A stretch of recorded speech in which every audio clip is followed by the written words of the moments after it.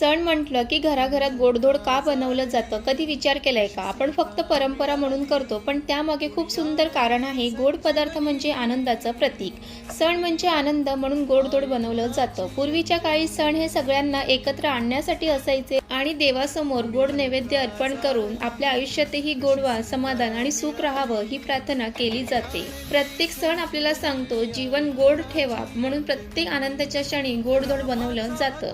आजही आपल्या घरात आई किंवा आजी ज्या प्रेमाने गोड बनवतात, त्यात फक्त चव नाही तर संस्कार आणि जपलेली परंपरा असते. आणि आयुर्वेदानुसारही गोड पदार्थ खाल्लं की मन शांत राहतं आणि शरीराला ऊर्जा मिळते. म्हणून सणात बनणारं गोडधोड हे फक्त जेवण नाही, ते आपल्या संस्कृतीचं, परंपरेचं आणि भावनांचं गोड रूप आहे. म्हणून सणात बनणारं गोडधोड फक्त चवीसाठी नाही, तर आनंद, प्रेम आणि आठवणी वाटण्यासाठी असतं. तुमच्या घरी सणात काय खास गोड बनतं हे नक्की कमेंट करून सांगा.